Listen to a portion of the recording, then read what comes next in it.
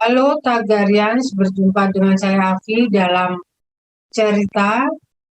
Kita akan melanjutkan perbincangan dengan Bapak Slamet Rahmansyah, seorang karyawan swasta berusia 68 tahun, mengenai pengalamannya di santet. Slamet Rahmansyah um, dijadikan tumbal oleh keluarga istri sejak tahun 80-an. Kemudian itu masih berlangsung sampai sekarang, walaupun Pak Slamet dengan istri sudah bercerai. Kita akan melanjutkan perbincangan ini. Selamat siang, Pak Slamet. Selamat siang, Mbak Ati. Iya, Pak Slamet pada wawancara bagian 1 dan bagian 2 bercerita bahwa setidaknya sudah pergi ke 7 orang pintar. Dan itu berlangsung dari tahun 80-an sampai sekarang, 20 tahun lebih. Itu kalau dipikir-pikir, berapa biaya Bapak yang banyak habis ke sana, Pak? Ya, baik. Kalau saya sih habisnya di ongkos saja, ya. Habis ongkos saya sama ucapan terima kasih. Gitu. Itu saja. Tapi kan setiap saya kemana pun selalu ada halangan. Nah, kemarin saya pernah naik bus. Itu sopirnya aja sampai bingung. Itu bus berhenti di tepi jalan, mau naikkan penumpang. Itu busnya apa? Masuk ke apa? Ke parit di sebelah kiri. Dia sopirnya bingung gitu. Sopirnya bingung, dia nggak tahu kenapa bisa bergeser gitu mobil. Dan mantul apa itu jendelanya kena ke kayu. Nah biasanya saya duduk di kiri pinggir, tapi hari itu alhamdulillah saya di kanan. Makanya mereka sih tahu sebenarnya sifat-sifat saya seperti apa kalau kendaraan, mereka tahu. Tapi waktu itu saya di kanan, jadi nggak, alhamdulillah nggak kena. Nah hal seperti itu. Di lain waktu di Pulau Seribu ada acara, saya ke sana, saya nginap di homestay dengan anak dan teman-teman di sana. Saya biasa bangun malam kan untuk sholat. Waktu itu setengah 2, saya bangun, itu di WC itu udah ada ular kobra. Tapi itu saya belum belum berobat ke Banten itu, jadi saya nggak tahu apa maksudnya. Saya bingung kenapa ada ular di homestay itu kan apa tembok nggak ada lubang sebenarnya. Saya ambil apa kain pel agak panjang rangkainya, saya dorong masuk ke lubang toilet, saya siram, itu apa airnya naik ke atas gluk gluk gluk gluk gluk gitu kan. Kalau ular asli kan nggak mungkin, mustahil kan. Jadi maaf kalau misalnya saya tiba-tiba duduk jongkok situ dipatok sama itu kan ular itu. Memang nggak mati karena itu bukan ular berbisa kan, dia hanya mau memasukkan benda ke badan saya itu. Jadi nggak aneh gitu kenapa airnya malah naik. Kalau ular kan nggak mungkin bisa dorong air dari dalam WC itu, dari septic tanknya naik ke atas bluk bluk bluk bluk gitu. Saya belum tahu itu apa, ya sudah saya pikir ya mau celaka aja sih gitu. Hal seperti itu kadang-kadang, tapi setelah saya berobat kematian saya baru tahu kalau ada sesuatu gejala, baru saya tahu bahwa itu memang ada kiriman. Misalnya yang paling sering itu adalah di loteng. Itu ada seperti suara pasir dilempar atau batu. Secara akal sehat, bunyi batu itu pasti apa pelafonnya jebol karena besar, boom. Tapi nggak ada, kita senter ke atas nggak ada. Jadi itu makhluk yang datang ke sana, cari-cari di mana saya di bawah, dia cari keliling ke rumah biasanya. Nah, anak-anak sama pembantu yang jerit-jerit biasanya. Karena seperti suara kaki jalan, buk buk buk ke atas. Nah itu setelah saya ke Banten, saya tahu kalau udah ada begitu saya kasih tahu, nanti diusir gitu. Belakangan saya tahu, ya nah sebelumnya sebelum saya ke Banten juga, tapi lu udah kena. Jadi sebenarnya saya sebelum nikah udah dijerat sama mereka. Nah setelah menikah saya sudah kena sebenarnya begitu tahun 82 berarti 83 83. Nah ketika saya pindah ke rumah yang sekarang, Pak RW-nya itu almarhumnya udah meninggal, Pak Yani namanya. Dia asal ketemu selalu bilang, tolonglah tetirah dulu gitu. Tetirah artinya apa, pindah rumah, mandat atau kemana gitu. Saya tanya alasannya, Pak Yani nggak mau ngomong. Ah, silakan aja dulu tetirah gitu. Setiap bertemu bertahun-tahun. Nah, suatu hari kira-kira tahun 2006 atau 2000 berapa, siang-siang anak saya telepon ke kantor. Katanya di rumah ada tuyul, siang jam-jam 1 gitu. Tetangga nggak ada yang percaya, malah ketawa tinggi kan, karena nggak mustahil gitu. Saya pulang, nah ternyata salah satu pembantu di rumah itu, kakeknya itu semacam orang yang bisa lihat gitu. Jadi dia turun gitu, jadi dia bisa lihat. Kalau tuyulnya itu dekat ke saya, dia dorong saya itu di luar, kami di luar rumah udah. Jadi tontonan orang sih, ada yang mencibir, tapi biarlah Tuhan yang tahu. Nah, saya kasih tahu ke manten, lama-lama hilang ya. Pas itu setelah itu udah agak reda, orang pulang semua. Rumah saya kan di samping sekolah SMP negeri. Penjaga sekolahnya itu juga udah meninggal, Pak Wandi namanya. Dia datang saya, Pak, saya sebenarnya sudah lama mau ngomong sama Bapak. Begitu Bapak pindah, kok ada tuyul di rumah. Memang orang selalu bilang rumah itu pengap gitu, apa gelap, macam-macam. Waduh, jadi rupanya belakangan saya baru tahu setelah sekarang, saya ingat-ingat, rupanya Pak Yani itu ingin tahu apakah tuyul itu saya yang bawa. Kalau saya pergi kan berarti itu. Kalau Pak Yani itu waktu itu ngomong, saya udah, tapi dia nggak mau ngomong. Dia takut juga mungkin apa betul saya yang bawa. Jadi saya korban sebenarnya. Jadi orang-orang yang tahu itu menganggap saya yang bawa tuyul itu. Nah, baru 3 bulan yang lalu, saya lagi ngetik di meja sini di ruang depan. Saya menoleh ke belakang, itu ada perempuan keluar dari ruangan. Perempuan, tapi anak saya enggak lagi duduk juga, lagi ngetik di kamar belakang. Saya tanya Pak Haji, itu katanya perempuan memang ditempatkan di rumah, itulah yang menjaga tuyul itu. Dan sebelumnya juga tuh saya ngontrak nih di Rawamangun juga pernah saya lihat itu perempuan. Nah setelah saya kasih tahu, saat diusir sama Pak Haji, alhamdulillah sekarang udah nggak ada, udah nggak di rumah. Jadi itu yang orang yang bisa lihat itu tuyul sama perempuan itu. Jadi saya sebenarnya korban, saya yang dianggap, apalagi banyak orang yang menganggap saya kan nggak pernah sholat, saya tidak pernah menunjukkan ciri-ciri agama. Jadi banyak yang lihat saya itu nggak pernah sholat, nggak pernah, berarti ya sudahlah. Padahal ya biasanya saya malam Jumat selalu baca Yasin untuk ibu, mendiang ibu kan. Kalau saya nggak baca, sebenarnya saya kadang-kadang mimpi tuh. Nah itu yang berat saya. Jadi saya nggak tahu caranya bagaimana menghapus image buruk itu. Sampai sekarang saya yakin masih banyak tetangga yang yakin bahwa tuyul itu saya bawa. Karena mantan istri saya itu kan buru-buru pergi umroh, waktu terbongkar kasus mereka itu dia buru-buru umroh, jadi seolah-olah paling agamis gitu ya. Nah, jadi malah ada yang manggil dia Bu Haji. Ya sudahlah, urusan Tuhan gitu. Jadi yang hal seperti itu yang berat ya. Saya bingung juga itu kenapa ya. Nah suatu hari lagi saya mula-mula pisah itu kan saya ngontrak di satu tempat. Pagi-pagi ada tetangga yang datang. Om, alhamdulillah Om sehat ya. Ya sehat, kenapa? Saya bilang, tadi malam saya lihat ada api jatuh ke rumah Om, rumah kontrakan. Api dia lihat jatuh. Nah ternyata saya nggak ngomong, malam itu sebenarnya saya ada terjadi sesuatu. Saya mimpi tangan kiri saya itu kejepit di kaki meja.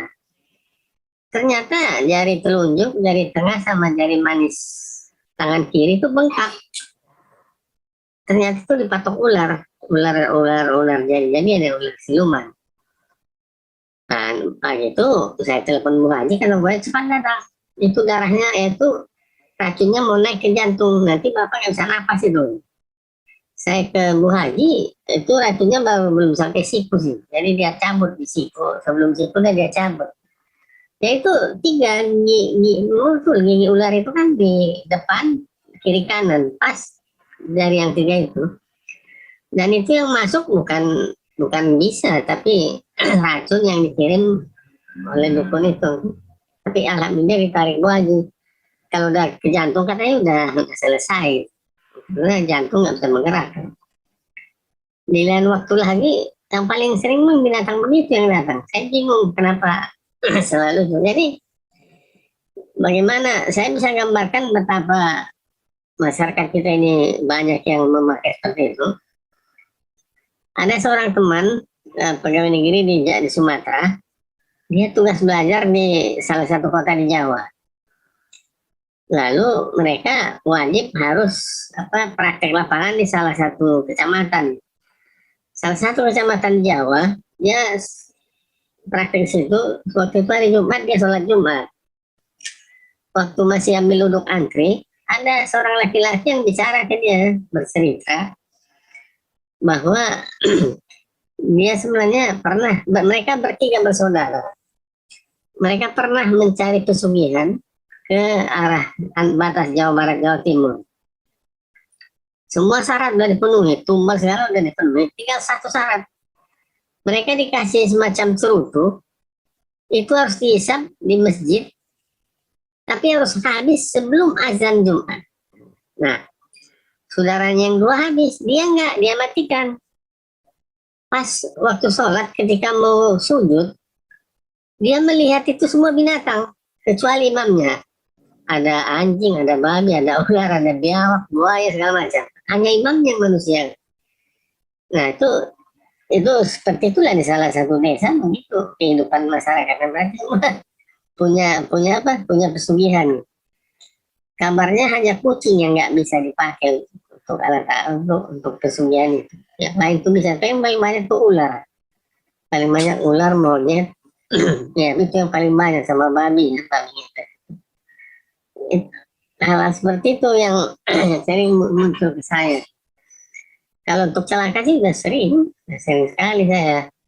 Selain dikirimi binatang, benda-benda macam-macam. Dan suatu hari lagi saya sama anak saya mau ke Banten, tiba-tiba itu bus berasap di dalam. Asapnya gelap, sopirnya sampai bingung, itu asap dari mana. Akhirnya dia pinggir, matikan mesin, berhenti, asapnya tiba-tiba hilang gitu, kan nggak mungkin. Sopirnya bingung, nggak tahu dia. Itu maksudnya kalau gelap gitu kan sopirnya bisa tidak lihat jalan lalu celaka gitu. Ya itu alhamdulillah karena Bu Haji bilang kalau mau pergian selalu ambil uduk, itu yang selalu saya jalankan gitu. Jadi sehingga mungkin bisa terhindar dari malapetaka gitu. Dan sering sekali terjadi itu, sering sekali. Memang betul kata Mbak Afi tadi, ya habis-habisan kita kan. Saya yang berarti itu ongkos kan, 1 bulan bisa 3-4 kali. Karena kalau dulu kan masih agak murah, sekarang ongkos ke sana 45.000, pulang balik 90, belum ongkos segala macam ya 200-250 habis hanya untuk ongkos. Ya mereka yang saya bayangkan mereka bisa dapat uang dari mana gitu sampai 3-5 juta tiap. Kalau 4 kali kan berarti 10-20 juta. Nah, dari situ Pak Haji itu bilang, dan Ibu Haji juga bilang bahwa mereka berutang hampir 300 juta karena utang mereka itu. Termasuk mantan istri saya. Jadi, nah sekarang tujuannya lain. Bagaimana saya celaka, invalid supaya rumah ini jual, bayar utang itu. Kata Pak Haji, Bapak bersyukur, kalau itu ke rentenir kan udah persoalan Pak. Ini itu dia berutang ke teman, ke saudaranya. Ini sekitar 275 jutaan katanya itu. Penglihatan Pak Haji itu, itu utangnya. Jadi sekarang mereka itu tujuannya supaya saya celaka, supaya mereka bisa jual rumah ini. Memang rumah ini bisa laku sekitar 900 sampai 1,2. Itu yang mereka harapkan. Jadi saya harus lebih berhati-hati karena mereka kan mati-matian sekarang. Udah ke puncaknya kan. Tapi itu dia.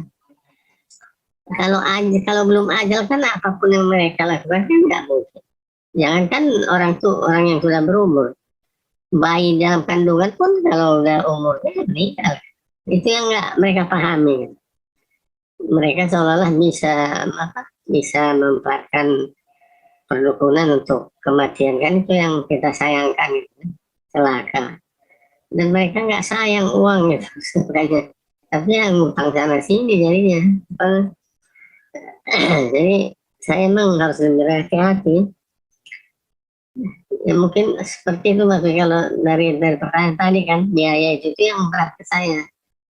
Ya, Pak Slamet Rahman saya ini rajin sholat, bukan hanya sholat wajib, juga sholat malam, sholat sunnah, tapi ternyata tidak kebal disantet. Kemudian dengan keluarga juga buruk, karena Pak Slamet sudah menjadi korban, tapi keluarganya menuduhnya syirik, musyrik, karena Pak Slamet minta pertolongan ke orang pintar. Jadi bertambah-tambah rasa penderitaan Pak Slamet ini. Nah Pak, bisa diceritakan seberapa kaya istri atau keluarga istri yang melakukan pesugihan itu? Kok sampai punya utang? Kan punya pesugihan harusnya sangat kaya. Seperti apa kekayaan mereka? Kalau waktu masih hidup dia kaya raya, rumahnya aja bertolak belakang gitu. Di salah satu kota di Jawa ini, tolak belakang rumahnya, bisa 30 meter panjangnya rumah itu.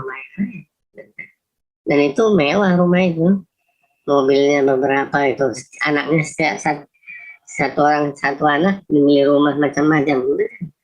Nah persoalannya sekarang kan setelah dia mati kan, mantan istri saya dan adiknya nggak kebagian lagi kan, itu persoalannya. Sehingga mereka berusaha cari sendiri, karena pesugihan itu udah nggak ada, dan harta itu kan turun ke anak-anaknya sama suaminya. Jadi dia nggak dapat bagian lagi, itu yang nggak dia pikirkan gitu waktu dulu nyerahkan tumbal itu. Makanya 3 bulan Mbak Afi saya berobat ke Bu Haji, asal saya datang pertanyaan cuma satu, itu anak bapak, itu anak kandung apa enggak ini? Saya tanya kenapa Mbak, dia nggak mau jawab. Setelah 3 bulan lebih baru dia tahu bahwa itu jadi tumbal anak bapak yang perempuan. Kenapa nggak dari dulu Bu Haji bilang? Saya takut bapak emosi, terjadi apa-apa kan celaka, bapak juga yang rugi. Betul juga saya pikir. Jadi dia tunggu dulu, saya dinginnya serangan-serangan itu dari dulu bisa berkurang, saya nggak sakit-sakitan. Dulu Mbak itu di kantor, meja saya itu kayak apotik obatnya, karena diganti asuransi perusahaan kan, obat apapun saya beli dokternya nggak cuma obat mahal. Jadi tapi ya tetap aja tiap minggu saya berobat terus ya. Karena selalu saja ada simptom itu apa. Jadi santet itu kan sakit itu simptomnya itu simptom itu dampaknya itu kan. Misalnya mereka kirim beling atau paku atau jarum ke kepala, simptomnya kan nyeri kepala, sakit. Nah kita ke dokter kan, dokter mungkin diagnosisnya kalau sakit kepala ini begini-begini, dia kasih obat itu. Nah disuruh cek darah nggak ada apa-apa, apalagi di ronsen nggak ada apa-apa. Tapi nah dokter kan selalu berpatokan sakit kepala. Nah itu kan dia mungkin dia apa, diagnosisnya karena apa. Kalau dia pegang misalnya lambung nggak ada, mungkin dia kasih oh ini begini, karena jadi obatnya itu obat macam-macam. Sampai tempat ronsen itu aja bingung, bisa 2 kali sebulan saya keluar ronsen gitu. Bingung ya, tapi ya mau diapa lagi. Jadi santet itu bukan sakit karena santet, tapi simptomnya itu sakit kepala, apa ngilu-ngilu di ini, dan yang paling parah saya diare. Saya pernah diare 1 minggu, 2-3 kali saya ke dokter nggak sembuh. Saya ke Pak Haji sama Bu Haji, ternyata Bu Haji tarik di perut saya ada bambu. Bambu itu bambu sebesar anak korek api ya. Itu bambu dari kalau di kampung kan mayat itu kan di liang itu kan di dinding dengan bambu. Nah bambu itulah bambu dinding mayat itu yang mereka ambil kirim ke saya. Jadi diare terus supaya celaka gitu. Bingung saya, dokternya aja bingung. Masa ada diare sampai seminggu itu awal tahun yang lalu. Saya bingung juga. Jadi simptomnya itu. Nah, kan kalau orang yang nggak percaya kan, kalau sakit kepala kan dia pasti dokter, karena nggak ada hubungannya sama santet, nggak ada hubungannya dengan ilmu-ilmu hitam gitu kan. Karena sakit kepala atau sakit pinggang atau sakit perut kan semuanya ada medisnya. Tapi setelah dokter, nah ternyata dokter yang mengobati saya tetangga juga, dia dari kota, di salah satu kota di Jawa, dia tahu bahwa keluarganya juga pernah memelihara seperti itu. Tapi ketika mau meninggal, ilmu itu mau dikasih ke anaknya, nggak ada yang mau, sehingga itu putus kan. Jadi kami nggak kena. Gitu. Jadi dia bukan orang tuanya, tapi lingkungan keluarganya. Ya. Jadi semua keluarga sepakat itu ilmu itu dibuang. Jadi mereka nggak ada lagi yang kena, nggak ada lagi yang megang. Jadi dokternya percaya, makanya kalau saya berobat ke Banten, pulang saya ke situ dikasih obat supaya nggak bengkak, nggak radang, nggak infeksi. Tapi kan setelah ada jam apa dulu askes ya, saya nggak bisa lagi situ, saya harus ke poliklinik, ke puskesmas, jelas nggak percaya dokternya. Di poliklinik nggak percaya, tapi ada satu yang percaya, dia praktek hari-hari itu. Jadi celakanya kan pas dari Banten nggak hari dia berobat kan, harus nunggu 1 hari, itu yang diri sakit.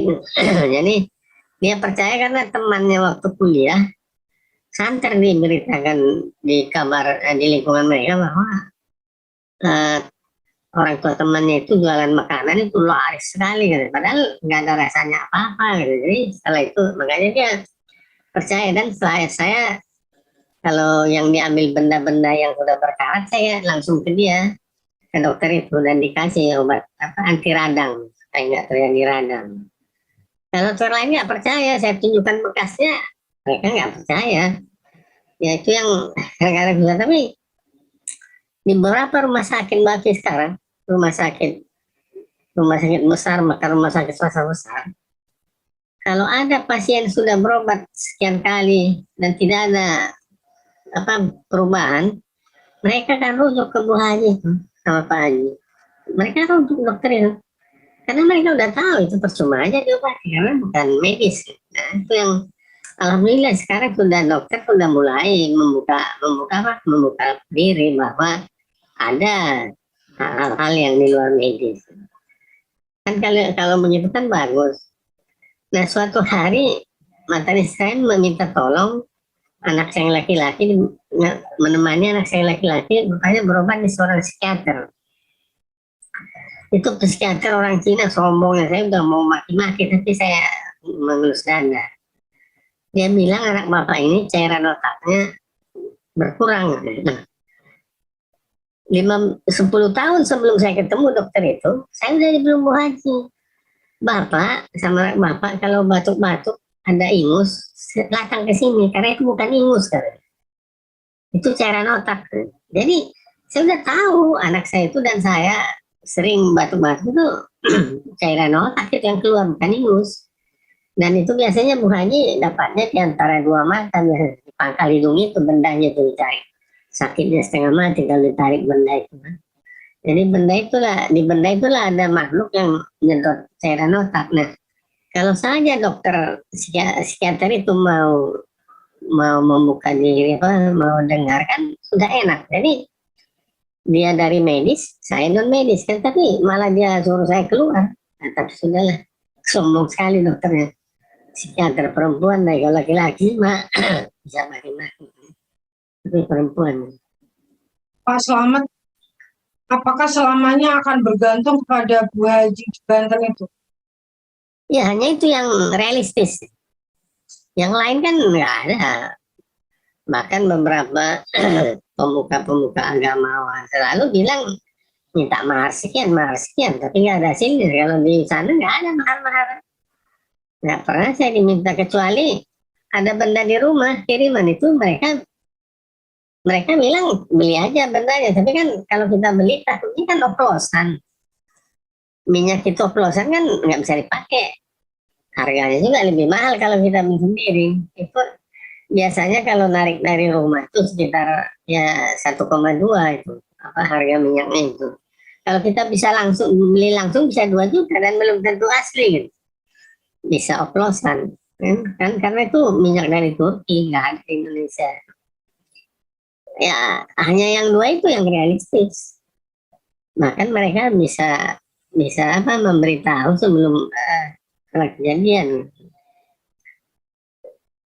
Ya mereka juga bilang ya sudah kita kalau ada kita obati, sabar, berdoa sambil sabar dan berusaha, mudah-mudahan mereka sadar. Itu hanya itu yang bisa kita lakukan. Nggak ada cara lain kan. Kalau secara fisik juga ya susah kan berurusan dengan hukum jadi tambah repot. Tapi kalau kata Bu Haji sabar aja, pasti ada batasnya, pasti ada waktu. Siapa yang lewat kan pasti ada, biasanya seperti itu Ya, ya. Pak Slamet Rahmansyah masih terus berjuang sampai sekarang. Pertanyaan terakhir Pak Slamet, apa hikmah yang Bapak temukan walaupun ini pahit, apa hikmah yang Bapak dapatkan dari peristiwa santet tersebut? Sebenarnya bagaimana ya, saya nggak tahu dah hikmahnya ya, sebenarnya tidak apa bagaimana. Jadi banyak orang bilang kan selalu harus begini harus begitu kan, tapi nyatanya tidak juga karena santet itu kan ditujukan seseorang, jadi nggak sembarangan. Ya hikmah yang saya peroleh ya selalu tawakal aja, mau diapain lagi kan nggak ada lagi. Saya kan nggak mungkin marah ke Tuhan. Mungkin Tuhan punya agenda lain. Kenapa saya kena? Gitu. Mungkin itu saja yang saya tapi saya sudah mengumpulkan bahannya sih di Kompasiana udah ada 32 tulisan. Nah itu yang baca ribuan. Bahkan ada satu orang Indonesia TKI yang di Jerman. Dia diobati tapi agak mahal karena jauh kan. Pak Haji harus ngirim orang dia tanda petik maksudnya apa kemampuan dia harus dia kirim ke Jerman itu kan jauh sekali, berarti minyaknya mahal bisa sampai 5 jutaan gitu. Tapi udah itu TKI di sana di Jerman dan itu dikerjai mantan pacarnya katanya. Jadi dia nggak bisa kerja di sana, selalu ada gangguan dari Jerman seperti itu. Bahkan ini orang Medan sih, tapi dia kerja di Arab itu juga. Nah itu alhamdulillah banyak yang saya bantu itu saja. Dan hikmahnya itu yaitu saya yakin Allah kan punya catatan kenapa ke saya itu kan nggak mungkin saya tanya ya Tuhan kenapa saya yang jadi korban kan saya sebagai umat kan nggak punya hak untuk bertanya seperti itu. Saya hanya punya hak berdoa meminta supaya lebih baik kehidupan kan itu saja yang saya lakukan. Dan ada penerbit yang sudah mau menerbitkan, jadi saya sedang mengumpulkan bahannya aja. Paling tidak saya pikir itu buku itu nanti bisa pertanggungjawaban saya pada diri saya dan kepada masyarakat bahwa bukan saya sebenarnya yang menyimpan tuyul itu. Dan ada beberapa orang juga bilang justru saya yang nyantet. Itu yang bingung saya katanya yang melakukannya. Tapi dengan buku itu saya harap adalah apa semacam pembenaran ya, bukan saya. Banyak yang percaya bagi saya yang melakukannya. Saya ya Tuhan sendiri sudahlah. Mau diapain kan nggak mungkin saya marah-marah. Kata Bu Haji jangan marah-marah Pak. Nanti Bapak stroke jadi urusan. Jadi saya cuma ngurut dada aja, dicaci orang, diejek orang, dihina orang ya ada. Hanya tapi begini Bapak ya, ada salah seorang teman mantan wartawan Kompas ya, kerja di salah satu lembaga asing. Dia kasih kerjaan ke saya waktu itu melatih wartawan. Nah, jadi pekerjaannya agak tersendat. Saya kabari begini-begini. Dialah orang pertama yang membesarkan dari saya. Sabar ya bang, kita berdoa orang yang membayar dukun mengirim sate itu supaya sadar, disadarkan Tuhan. Nah, itu yang perlu.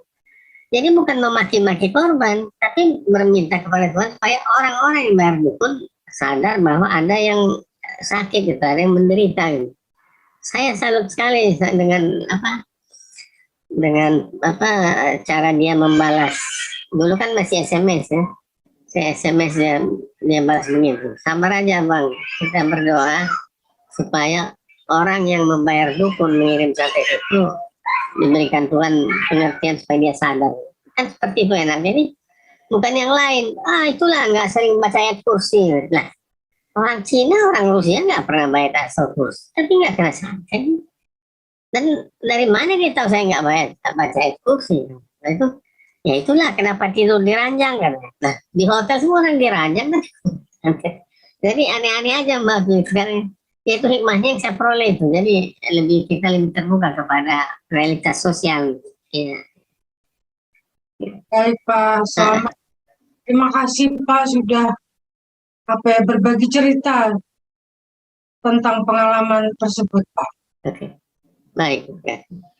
Demikian Tagarian, kisah Slamet Rahmansyah, pengalaman yang sangat personal, disantet dijadikan tumbal oleh keluarga istri. Sampai jumpa.